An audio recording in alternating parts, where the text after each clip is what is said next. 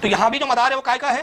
نیت کا، کہ نیت کعبۃ اللہ کو سجدہ کرنے کی نہیں ہے، کعبے کے پتھر کو سجدہ کرنے کی نہیں ہے، نیت اللہ کو سجدہ کرنے کی ہے. تو اصل میں نیت دیکھی جائیں گی. تو سوال یہ پیدا ہوتا ہے کہ جب کوئی قبر پہ سجدہ کرتا ہے تو آپ وہاں اس کی نیت کیوں نہیں دیکھتے؟ جب وہ بندہ کہتا ہے کہ میں تعظیم کا سجدہ کر رہا ہوں تب بھی آپ اس کی نیت نہ دیکھ کے فتوے لگا دیتے ہو. آپ یہاں بھی تو دیکھو، شرک کے معاملے میں تو نیت مان لی جائیں گی کہ شرک کے مقابل ہو جب کہہ رہا ہے کہ تعظیم کا سجدہ ہے، لیکن چونکہ تعظیم حرام ہے تو وہاں اعتبار نہیں ہے، تو حرام کا حکم ہم لگائیں گے لیکن شرک کا حکم نہیں لگائیں گے. اور نتیجہ یہی ہوا کہ جب یہ نیت کا جو معاملہ ہے اگر اس کو نظر انداز کر دیا جائے، نیت نہ پوچھی جائے، بس آپ نے وہ کیفیت دیکھی اور دھاڑ سے فتوا لگایا. سامنے والا چیخ رہا ہے کہ دیکھیے صاحب اگر میں چوم رہا ہوں چادر کو تو بھیا یہ رکوع مت بولو اس کو، یار جھکا ہوں میں چادر چومنے کے لیے، تو آپ کو دکھ رہا ہے رکوع کر رہے ہو آپ. جی نہیں بھائی میری نیت رکوع کی ہے ہی نہیں، چومنے کی ہے، نیت تو دیکھو. ارے بھائی آپ سجدہ کر، ارے بھائی میں سجدے کے لیے اللہ کی عبادت نہیں کر رہا ہوں، نہ اس کو خدا سمجھ رہا ہوں، صاحب مدار کو تعظیم کر رہا ہوں. تو اب تعظیم پر حکم لگا سکتے ہیں کہ اس طرح تعظیم جائز نہیں، لیکن نیت کی بنیاد پر شرک کا فتویٰ تو نہیں لگا سکتے. اور اگر فتوے لگانے کا اتنا شوق ہے اور ایسا آپ نیا دین گڑنا چاہتے ہیں تو پھر میں کچھ ایسی حدیثیں پیش کرتا ہوں کہ جو ان کے عقیدے کی دھجیاں اڑا دیں گی پھر. اور اس سے آپ کو اہل حدیث کی جہالت پتہ چلیں گی کہ روئے زمین کے کتنے بڑے جاہل ہوتے ہیں. دیکھیے صحیح بخاری انہی کے گھر کی چھپی ہے بیچاروں کی، دارالسلام سے چھپی ہے. صحیح بخاری کتاب الصلاۃ باب نمبر 48 ہے، اور باب کا نام امام بخاری نے جو قائم کیا ہوا ہے حل تم بشا قبور و مشرک الجاہلیتی ویتخذوا مکانہ مساجدا. اس کا مطلب یہ ہوتا ہے کہ کیا جہالت کے دور کے مشرکوں کی قبریں کھود کر ان جگہوں پر مسجدیں بنا لی جائے. یہ ایک باب قائم کیا ہے. پھر اللہ کے رسول کی حدیث لکھتے ہیں امام بخاری، کہتے ہیں لقول النبی صلی اللہ علیہ وسلم لعن اللہ یہود اتخذوا قبور انبیائہم مساجدا. کہتے ہیں کہ اللہ کے رسول صلی اللہ علیہ وسلم نے ارشاد فرمایا کہ اللہ کی لعنت ہو یہودیوں پر جنہوں نے اپنے نبیوں کی قبروں کو مساجد بنا دیا. یہودی کیا کرتے تھے، جہاں کسی ولی کا ان کے ولی کا انتقال ہوتا تھا اسی قبر کے ارد گرد وہ پوری مسجد بنا لیتے تھے. تو اللہ کے رسول نے فرمایا کہ قبر کو مسجد کے اندر داخل مت کرو، یا قبر کے ارد گرد مسجد نہ بناؤ. مسجد اور قبر الگ الگ ہو تو اس میں حرج نہیں ہے. یہ حدیث لکھنے کے بعد پھر امام بخاری دوسری روایت نقل کرتے ہیں اسی باب میں، کہتے ہیں وما یکرہ من الصلاۃ فی القبور. کہتے ہیں قبروں کے سامنے نماز پڑھنا مکروہ ہے، شرک نہیں ہے. کیا ہے؟ ہاں جملے سنیں، وما یکرہ من الصلاۃ فی القبور، قبر کے سامنے نماز پڑھنا. اب جب قبر کے سامنے آپ نماز پڑھیں گے تو سجدہ کس کو ہو رہا ہے؟ ظاہراً قبر کو ہی ہو رہا ہے نا. رکوع کس کو ہو رہا ہے؟ قبر کو. ہاتھ باندھ کے آپ کس کے سامنے کھڑے؟ قبر کے.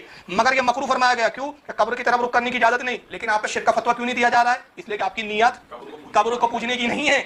تو مکروہ ہے صرف. دیکھیے مکروہ کہہ رہے امام بخاری، وہاں بھی شرک بولتا ہے اس کو.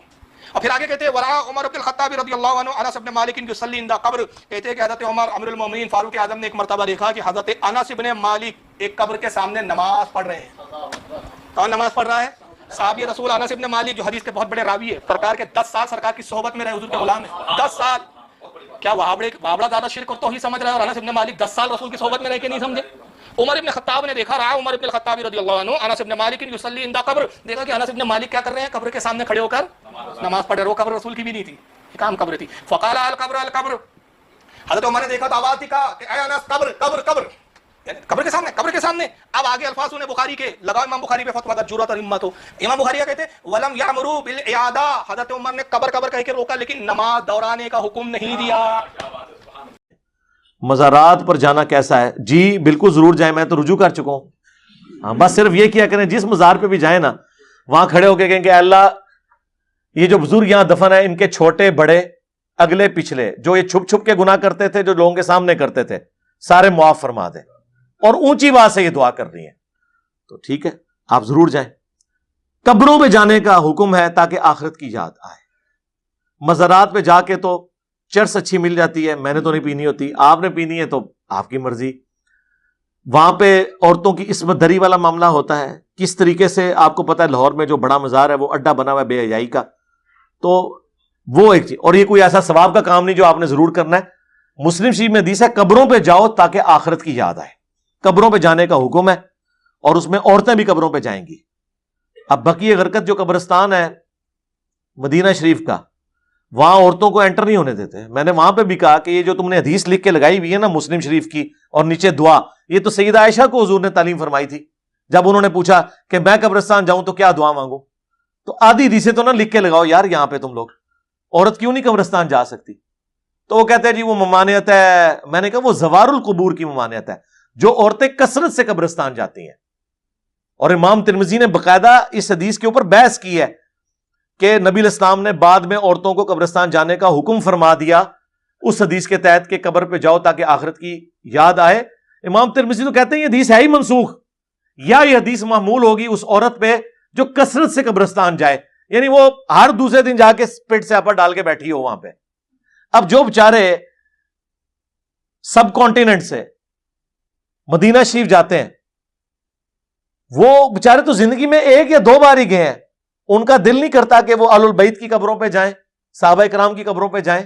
ٹھیک ہے آپ ٹائمنگ کر دیں مردوں اور کے اختلاط کو بچانے کے لیے، آپ یہ کر دیں کہ جی 2 ٹائم وہاں پہ قبرستان کھلتا ہے، فجر اور عصر کے بعد، فجر سے لے کے اشراق تک اور عصر سے مغرب تک.